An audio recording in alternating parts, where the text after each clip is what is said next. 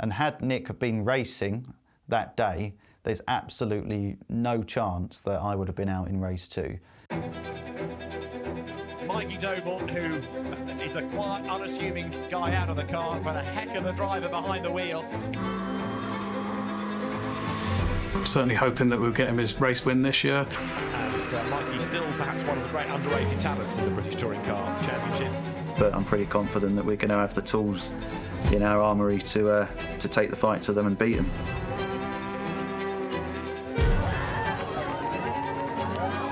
I want to be Mikey, but I want to be there. Rather less impressive into the back. Mikey Doble's independent hopes take a knock. Those soft tyres, but Mikey Doble coming through on.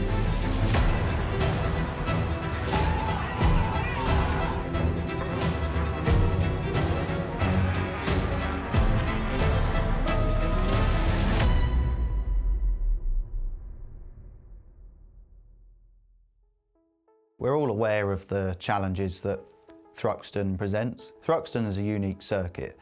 You either love it or you hate it.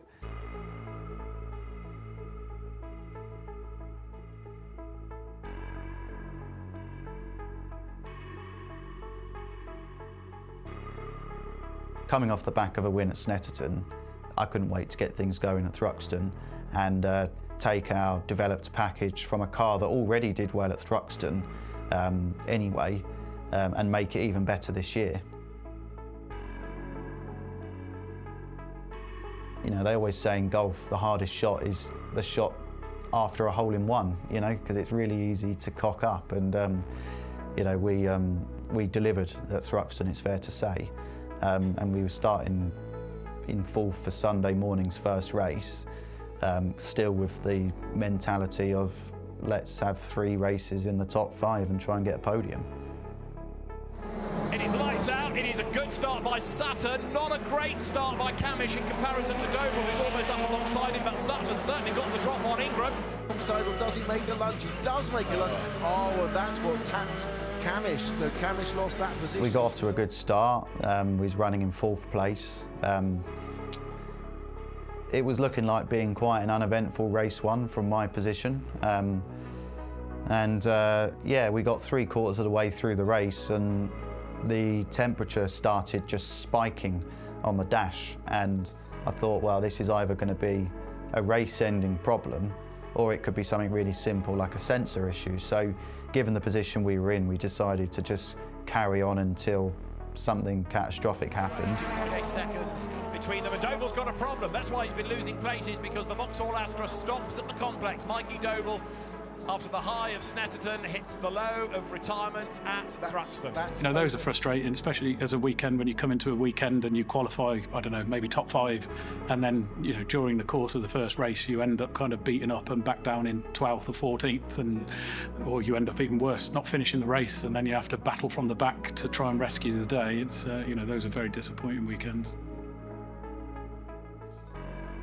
When my car eventually came back after race 1, they were already on with actually dismantling the front of Nick's car to remove the whole engine power unit out of his car as a whole, and it was basically a swap like that. So my engine, gearbox, everything, clutch came out of my car, Nick's went into mine. And had Nick have been racing that day, there's absolutely no chance that I would have been out in race 2. Right, to the grid then comes Mikey Doble. He's going to start 22nd. Nicholas Hamilton just to his right. Dexter Patterson is ahead of him. What progress of Mikey Doble from the back? He's up to 19th place. He's still charging on. Got out for race 2, starting at the back. And unfortunately from there our day didn't really get any better. So we were making good progress through the pack, and about halfway through an oil pipe just popped off, which basically meant that we lost all fluid on the track. As some other people found out, slipping and sliding over the back, so they can thank me for that one. Oh no, so we got another overheating engine for Doble. Mikey Doble then in the pit lane. Yeah, unfortunately it was another racing-ending issue. This time managed to bring the car back so they could clean everything up and prepare it for race 3, but not the start to the day we wanted.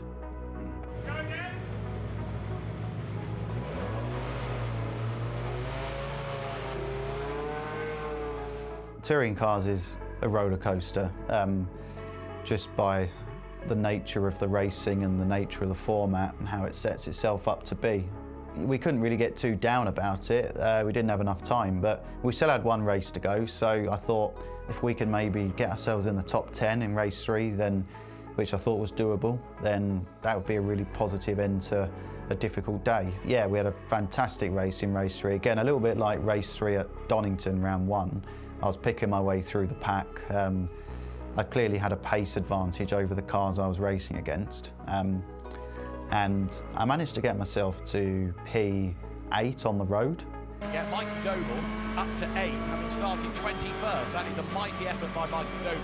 Track limits was a big talking point during the course of the weekend, particularly at the chicane with how much curb you could take. I was really pleased to get up inside the top 10 from P22 on the grid. And I looked over to the gantry and I had a 10-second penalty. But yeah, it just wasn't to be. We just couldn't, obviously through no fault of anyone's really, just a bit of bad luck. We didn't have anything to show for it.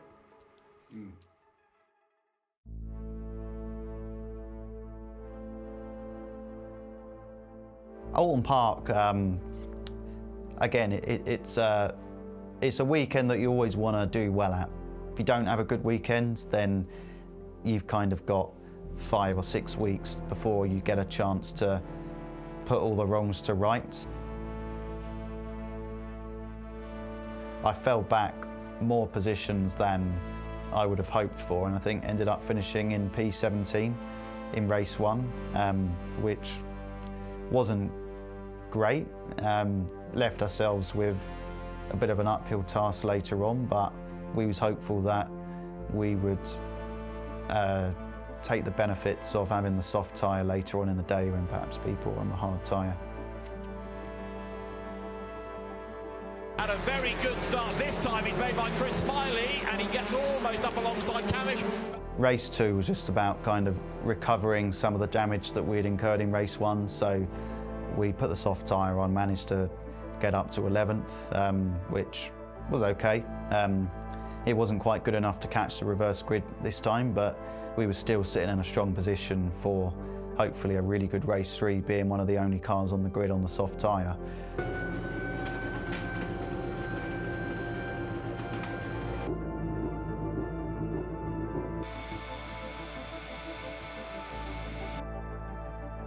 So yeah, the race started, got a rocket ship start, picked off a couple on lap 1, and we was having a brilliant race. We were coming through the pack, the leaders were in our sight. Let's have a look at what happened to Tom Ingram here, being roughed up by Mikey Doble down at his lops. So a bit of hip and shoulder, Ting bounces back onto the track. Unfortunately, I just fell victim to a bit of an innocent mistake really from Tom Chilton, who was behind me. The lap after the safety car, just cold tyres, cold brakes. He just snatched an inside front wheel. Jake Hill now tries to assert himself once more, down to his lots. It's still Gordon Shedden in the lead ahead of Hill. Sutton third, Robot at fourth, and driver in the background. Mikey Doble gets hit. He gets turned across the front. I think everyone's missed him, and who went into the back of him? We ended up being treated rather robustly on track, and people probably, driving not really at the standards and the level that they should be driving at. I think, Mike is very clean in the way that he races, and I think sometimes people can maybe take advantage of that a little bit, feeling maybe a little bit too safe around him at times, and then Mikey comes off the worst for that. It was a real shame to end the first half of the season like that, because we'd had such a quality, fantastic first half of the year, but yeah, just wasn't to be.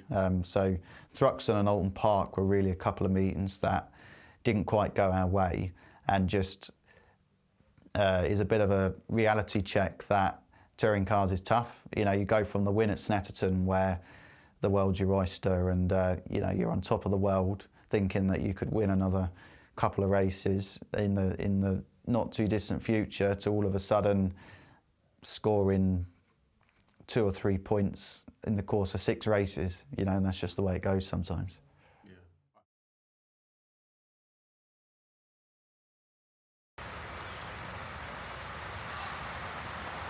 And there, if it was on. You can get your Google Maps up on there, you can control your Spotify, anything you can really do in your car. Like,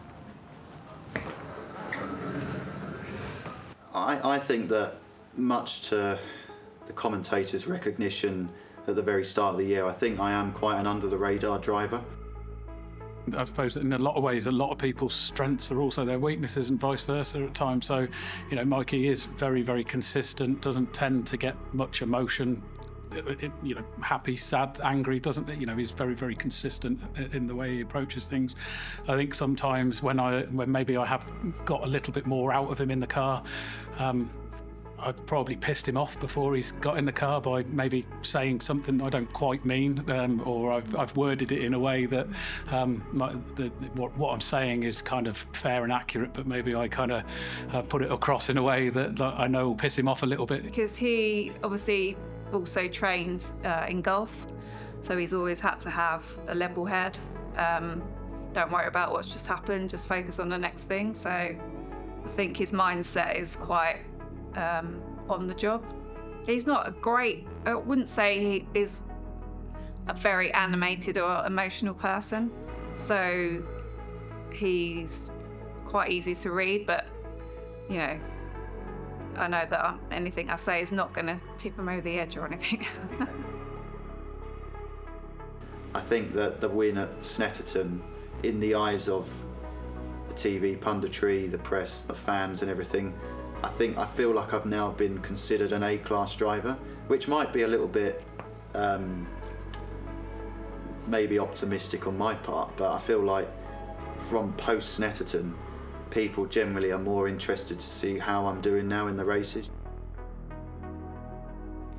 I guess I've done organically because I've certainly not done it from the cameras and given it the talk, so yeah, I'm quite comfortable with my position and how I sit with the media and within the championship at the moment.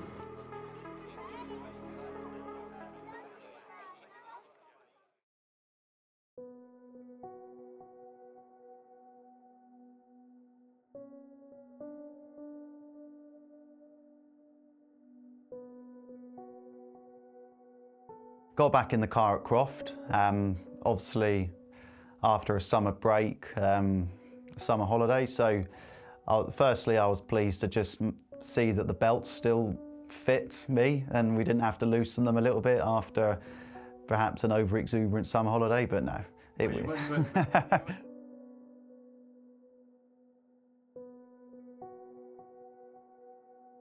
It was like we'd never left, really. I mean, the car was still mega. You know, the spirits were still high within the team, and you know, we were quick straight off the bat.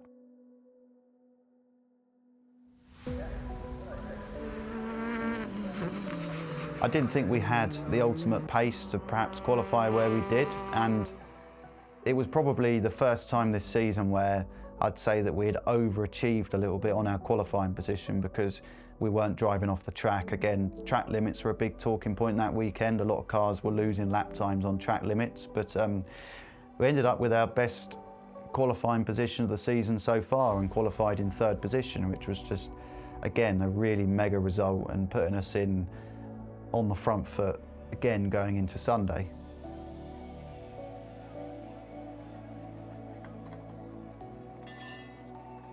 It was just really good to be back in the car.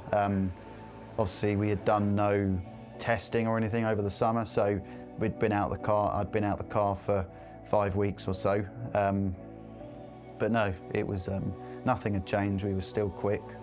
And you know, we were still the car to beat really when it come down to independence. So then, we are good to go. It is round 16 of the Quick Fix British Touring Car Championship. Race 1 of 3 at Croft. Tom Ingram lines up on pole position. The lights go out now, and a good getaway is made by Camish. Is it as good as Ingram's? However, the answer is no. He slots in behind him. It had been wet overnight, so the track was still very wet in the morning, but it was drying up, and it had just gone past the point where wet tyres were the correct choice to be on, so everyone was forced into going onto dry tyres, but there were still areas of the track which were almost like full wet, and if you went on one of the curbs, they were still holding water, so it was It was real challenging conditions to drive. Wet, you'll see it coming in. Got an oversteer already, actually, before he even got to the outside of the circuit. Fortunately, the car just gently nudged into the tyre. I struck the curb in a, well, what I perceived as the normal racing line, but we went through the chicane onto the back straight, dipped a wheel in the grass, and it was curtains. I was sent sliding into the barriers, and yeah, fell back to last place and got the car going again and ended up finishing outside the top 15. So after what was a really, really positive qualifying on the Saturday, Sunday couldn't have started any worse, really.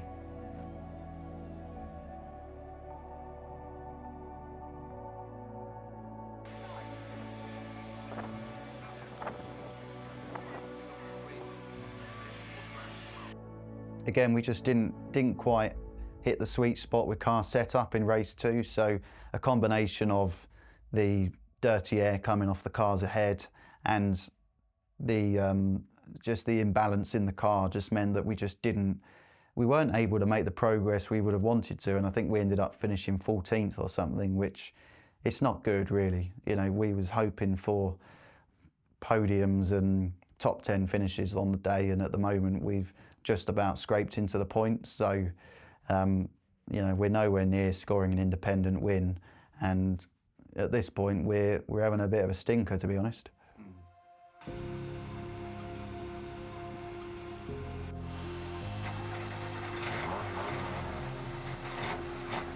Yeah, we needed to really knock our heads together and see if we could do anything to help me out there, to try and make the car turn a little bit better, to try and give us a little bit more power when we're in dirty air. And actually things came together quite nicely in race 3. You know, we had a real elbows out battle. We managed to make up some positions on the grid. It was quite an eventful race anyway. We made a pit stop in that race as well, because with the drama that happened on lap 2 or 3 when there was a crash at the front, I had to go off in avoidance, but I picked up a vibration on the car, so because I was back to nearly plumb last anyway, I thought I may as well come in, make a pit stop and make sure we didn't have a tyre going down. I've gone from starting in the middle of the pack, making a couple of positions up, going back to plumb last, making a pit stop, and then ended up driving up to take the independent win in robust fashion on the last corner of the race. Mikey Doble's had a tough day as well, and he's still fighting as he gets up the inside and into the side of Dexter Patterson, clatters his way up the inside. Is he going to force the issue and stay ahead or give the place back? He's going to be ahead as they cross the line, and that's another one that'll get looked at possibly at the end of the day. And that moment for me was like, I'd caught up to the back of, it was Dexter Patterson in the Unlimited Cupra, and we'd had such a tough day, such a fighting day, that I was determined to get something out of it and come away with a trophy. And I was going to have to play a little bit dirty to do that, to be honest. You know, he was there, he covered off the inside going into the hairpin, but I went for the lunge and kind of clattered my way through into the lead, and then kind of pled innocence in the steward's office after, but it worked. And it's touring car. It's touring car, and you know, I had to use up one of my 9 lives, I guess, in that moment. But it was worth it. We got to stand on the podium. It was the first trophy that we'd got as a team since the win at Snetterton, so it'd been a bit of a barren spell. But no, to come away with a trophy there and an independent win was a real strong end to the weekend.